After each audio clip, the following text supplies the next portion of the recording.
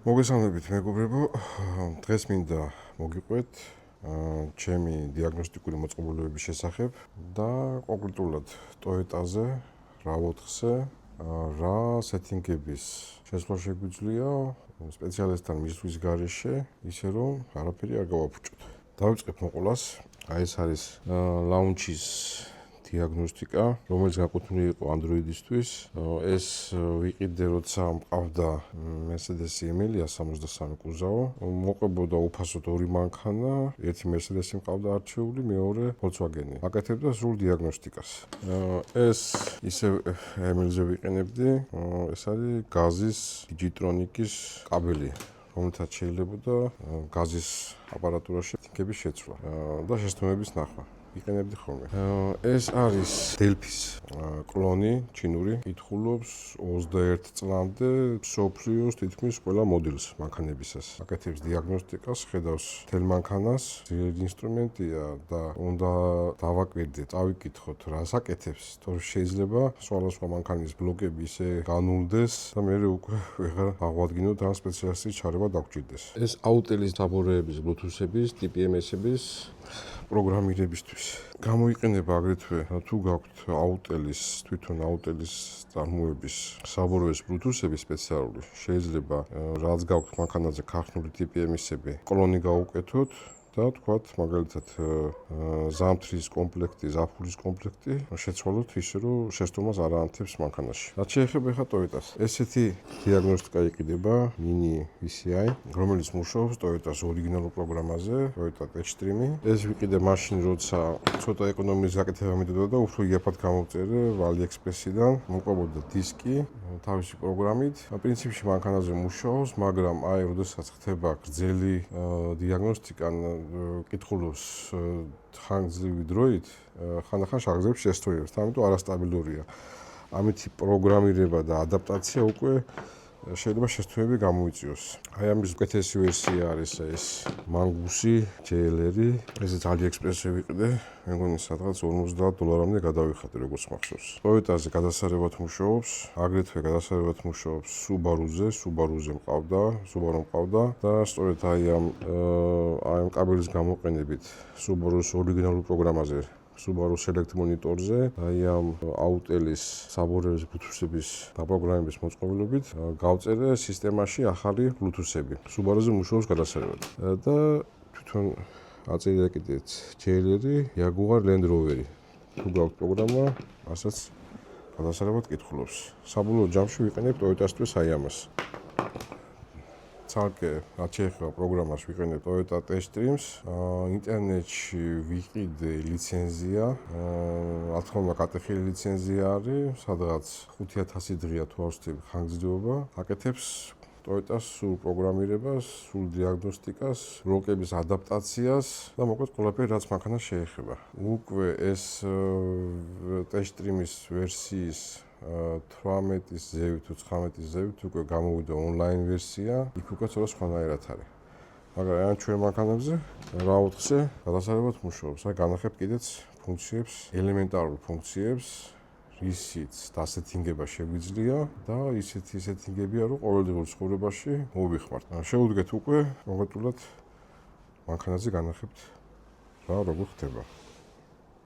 თუ გინდათ რომ ისე იყოს რომ გასაღებიდან აწიოთ და ჩაწიოთ ფანჯრები როგორც განახეთ, საჭიროა გამოვიყენოთ დიაგნოსტიკური მოწყობილობები. ეხლა გაჩვენებთ როგორ გამოვიყენოთ ეს ორიგინალი Toyota Tech-Stream-ი. ეს არის ინტერფეისი, როდესაც უკავშირდებით მანქანას. ეხსნება ფანჯარა, სადაც მოცემულია მოდელის კოდი, სპეციფიკაცია, option-ში ვირჩევთ სხვას, შემდეგ აქ ვირჩევ select, აზე CVT. ვაძლევთ აი აქ win კოდი ჩანს, ვაძლევთ next. ამ პროგრამა იწყებს მანქანასთან დაკავშირებას.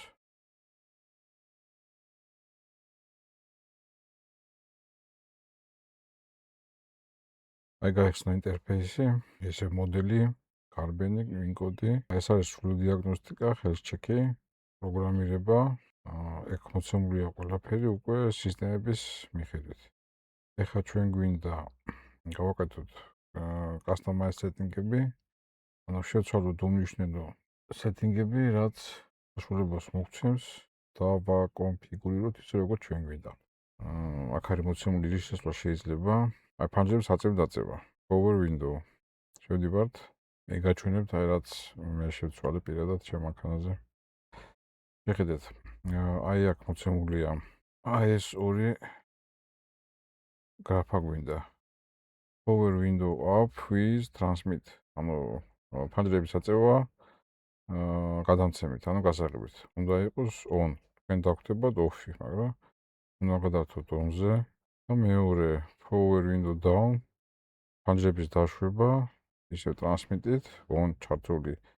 თქვენთანაც იქნება off-ი. მიცემთ on-ს და მიცემთ შესრულებას, აი next. და პროგრამა იკითხავს შევცვალო თუ არა, შეიძლება. აი ერთს გავაკეთებ. აი მაგალითად ახლა გამურთავ. ვაძლევ next. Press next to make selected customized changes.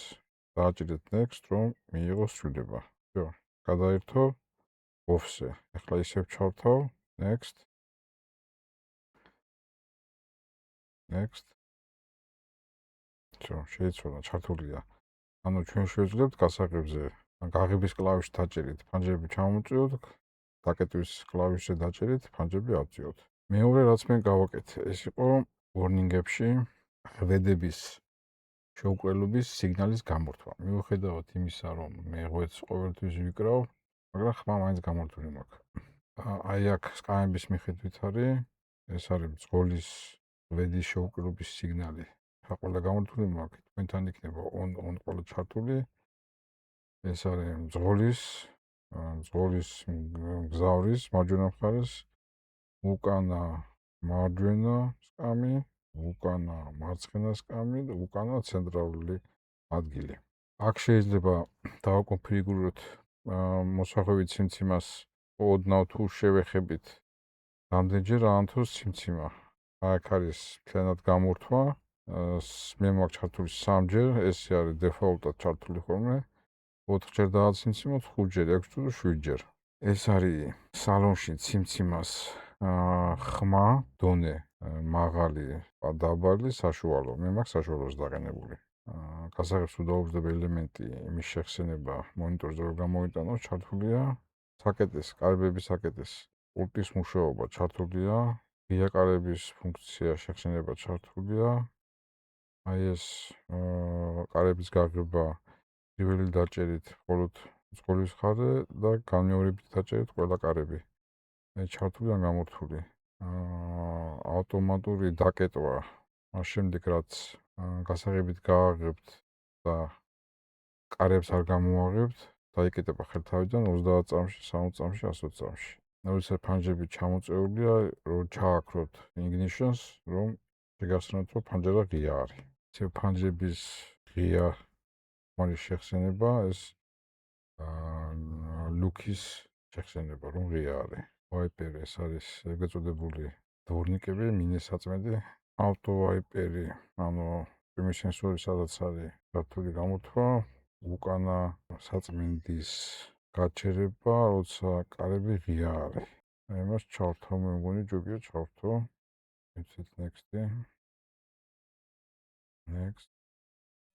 ჩავთავ უკანა ფანჯრის საწმენდი, სითხის გამოსხმა და უკანა საწმენდი როდესაც თქვა წვიმა არის და გადართავთ უკანა სვლაზე, ერთხელ გაწმინდავს ფანჯარას.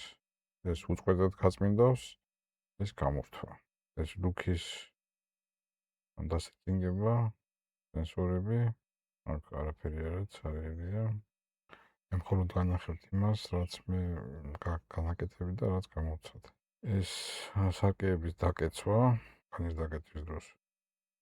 ეს ისევ კარების გაღება ორჯერ დაჭერით გამორთული არის. ავტომატური დაკეტვა, მოძრაობის დაწყების დროს ჩართულია.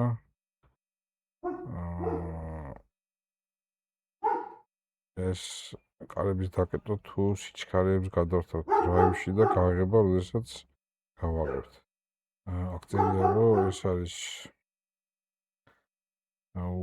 სხვა კარების გაღება, როდესაც მძღოლის კარები გაიღება. 10 წამში თუ სალონის შიგნით განათება რამდენ ხანში უნდა ჩაქრეს, მოჩარდებით. ილუმინაცია, როდესაც ანთება, როდესაც ჩააქროთ მანქანას, გამოთვლი მაქვს. Light control-ი, შუქის სენსორის დაყენება, ადრე ჩაერთოს გვიან, აი კანტების მიხედვით. როდესაც მანქანას ჩააქრობთ, შეიძლება ახლო შორი შუქის გადართველით ჩართოთ მოკაჭოთ, დაერთვება განათება და ჩაქრება 30 წამში 60-90-100-ში. ესეც შეხსენება, რომ შუქები ჩართული არის. კონდიცირების გასეთინგება, დისტანციური ჩართვა კონდიცირების, ეს არ ვიცი არ მაქვს. ოთხში გამოირთვოს დისპლეი, როდესაც ჩავაქროთ მანქანას. ეს მანქანამ სად აღიქვას მანქანა თუ სად იყოფა გასაღების სალონში. ყველა მხარეს და მარტო წინ. აჰა, ეს თიშავს შეშლის, ანუ გასაღების შეშლის და დახვევის ფუნქციას. დასკამები. მადლობა ყურადღებისთვის. ეს იყო ის ფუნქციები, რასაც მე ძირითადად ვიყენებ და დავასეთიკე ჩემი ხელით. დიდი მადლობა.